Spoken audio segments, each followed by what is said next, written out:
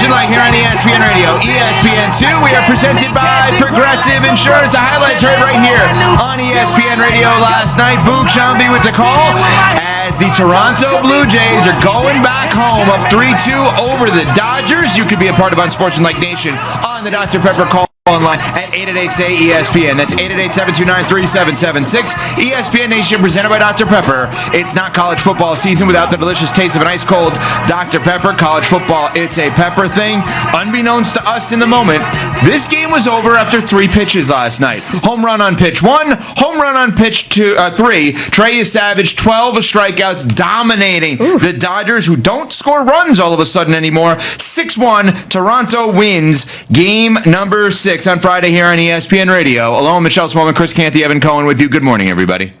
Completely disagree with your take, by the way. Okay, I don't even think I gave a take. The game was not over after the first 2 batters for the Dodgers. That's not what the game was, won or lost. Well, numerically is what I'm saying. No, I mean, he gave up 2 solo home runs. It's not going to kill you. I mean, think about it. Blake Snell was able to give you 6 innings pitch with what, 3 earned runs given up? If your starting pitcher does that, you know what we call that? A quality start. It really was about that 7th inning and Dave Roberts staying with his starting pitcher too long for the 2nd consecutive night. And then, of course, the bats for the Dodgers going cold. When your top 4 goes a combined 1 of 15 with 8 strikeouts, you ain't got a chance in hell at being able to win in a postseason game. Now, we all know that good pitching always beats good hitting. But if you're Dave Roberts, what your job is to give your offense as much runway as they need to be able to figure something out, and you didn't because you decided to stay with Blake Snell and try to get the bottom of the order the 2nd time through, and the Blue Jays made you pay. Well, you say good pitching always beats good hitting in the postseason, and that's why Trey Yesavage was the hero last night. 21. Unbelievable. What a story for the rookie. He set the rookie mark for strikeouts in a World Series game. How are your mentions, by the way, this morning, CC? How's Canada treating you this morning? They still on my ass. I'm so mad right now. I know that people want to give Dave Roberts the benefit of the doubt because he's a champion a couple of times over, but I have a hard time watching that game last night and not putting that on him. Right? When the Blue Jays inevitably win the World Series, they need to go ahead and crown Dave Roberts World Series MVP. So you think it's over? Oh, it's over. It's over. It's over. That was a huge game for the Blue Jays to get, especially with Yamamoto on the mound for the Dodgers in Game 6, knowing how he's been shutting down teams in back-to-back starts, complete games in the CS and in the World Series. They had to get that game to give themselves some cushion and to make sure that Game 6 was not a must-win for them, which now it's not. So going back for 2 in Toronto, yeah, this is pretty much a wrap. See, and I still think we're going to go 7. I would not be surprised if the Dodgers come back and we go 7. It could go 7. And in Game 7. You think the Dodgers are going to win in Game 7? Because I don't.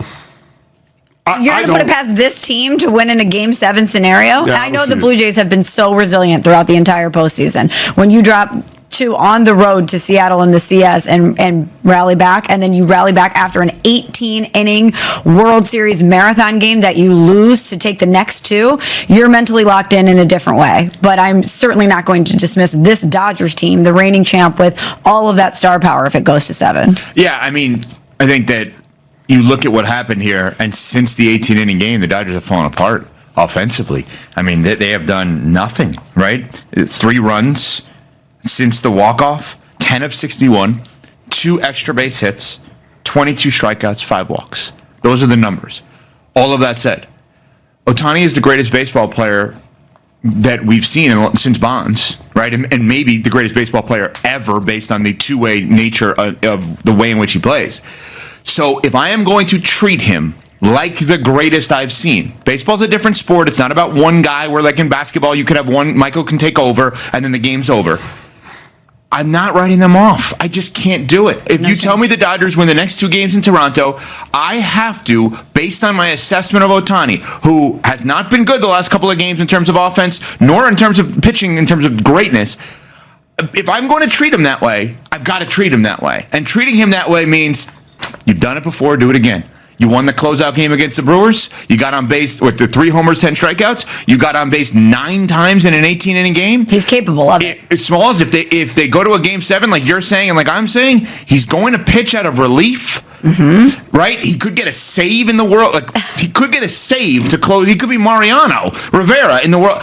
If I'm going to treat him that way, then I can't write them off. I just can't. Yeah, would you ever count out Jordan or Tiger or Brady? Never.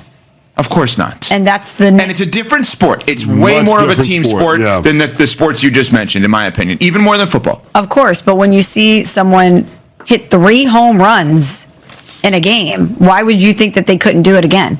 He's done this multiple times. I mean, yeah, I'm the same way as you, Evan. I know that it is a team sport, and I know that there are so many factors, including luck, that has to bounce your way in order to win a championship. But if we're going to put him and that company with the greatest athletes and the most dominant athletes in clutch times that we've ever seen, I can't count them out. Yeah, but we're not going to see him pitch again. So he's not going to be able to control the game in that way. Not unless he comes out of the bullpen, which I don't know that they have an appetite to do, but...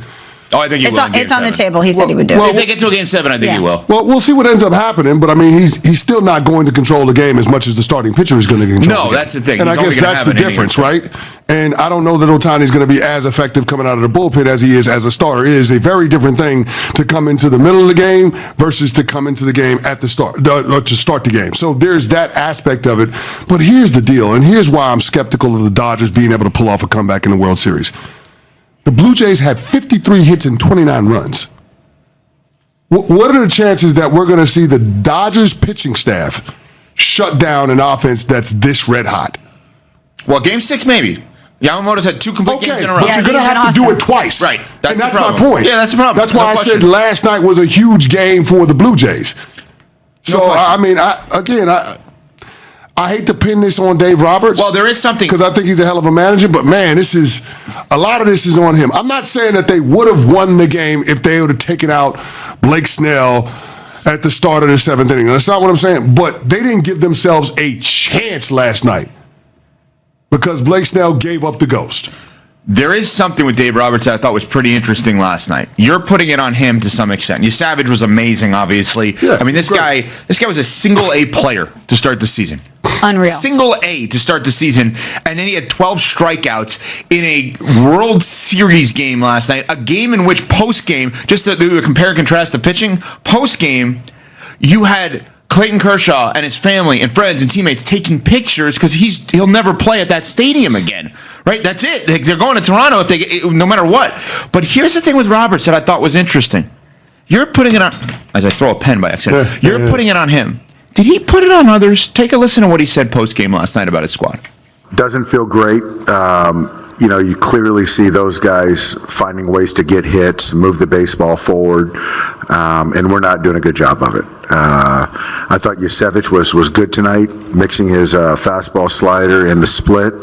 But yeah, you still have to use the whole field and take what they give you. And if they're not going to allow for slug, then you've got to be able to kind of redirect and club down to take competitive at bats, and you see whether it's Barger or Bichette, those guys are doing it. But again, we have that ability. We've got to make some adjustments. We've seen Gossman a ton. A lot of our guys have seen him, so we just got to continue to. I just think we just got to come in fresh, and we've been, again, like I said, we've been in elimination games, a core group of these guys, and we got to find a way to win a game. That's it. Let me take out the words "kind of." He's absolutely calling his guys out for bad at-bats last night. Yeah, he's definitely pointedly saying the approach is not there. Yeah, he's kind. He's a kind man. Everyone says this is a nice man. That is a nice man telling you the other team has good at-bats. Our team has good players. Big difference. We need good at-bats. That's what he just said. Right? I mean, he's, okay, cool. How I'm interpreting that, cool, Ohtani, cool, Betts.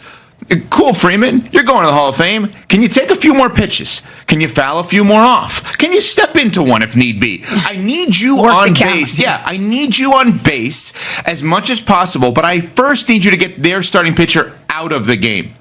I think he just, in a kind way, said we had really bad at-bats last night. Well, there's another thing that I pulled out of that when he said we have to come to the park fresh. And I do wonder how much that 18-inning marathon game has affected these teams moving forward. Now, clearly the Blue Jays bounced back in a significant way. Same which 18 is innings. so impressive. But I don't know, in reading about Ohtani and getting the IVs after the game to get ready to start and hearing about everybody talk about just how draining that was, maybe when Dave Roberts says we need to show up to the ballpark fresh, it's physically, it's mentally, it's emotionally, just be a blank slate. Go in there. You have to win one game.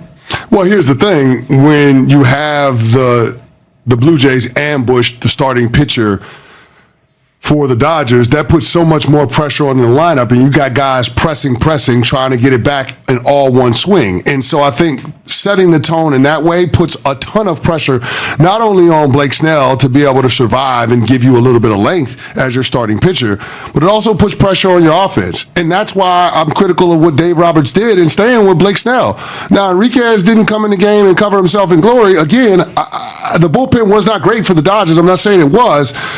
But when you come into the game to start the inning clean versus coming into the game with runners at the corners, it's a very different scenario for whoever you're bringing out of the pen. And I get it. They were doing the dance, with seeing what was going to happen. If Blake Snell stayed in the game, they were going to let Snyder hit. If you got Enriquez into the game, then it was going to be Lucas pinch hitting. So I get that there was the game within the game between the two managers.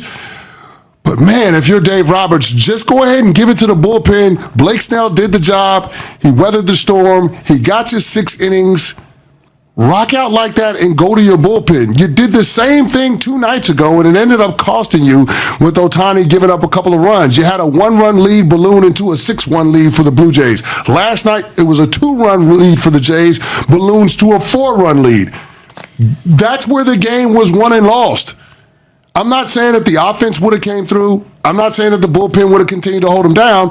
But hindsight, looking at it, it was absolutely a mistake for Dave Roberts to stay with Blake Snell as long as he did. A reminder, game number 5, Friday night, beginning 7 p.m. Eastern here on ESPN Radio. Boog Shambi, Jess Mendoza, Eduardo Perez, Buster Olney and company with the call. Of course, all of the World Series action here on ESPN Radio. Coming up for a 2-time MVP. Is tonight the beginning of the end or the end of the beginning? We'll discuss next. It's Unsportsmanlike, presented by Progressive Insurance. Hey, this is Rich Eisen. Coming up Thursday, NFL Network's Daniel Jeremiah evaluates the 2026 NFL Draft quarterbacks class. Dan Lanning of Oregon football joins me, and actor Gabriel Luna is in studio. We'll react to Game 5 of the World Series 2. That's Thursday on the Rich Eisen Show on Disney+, the ESPN app, and ESPN Radio.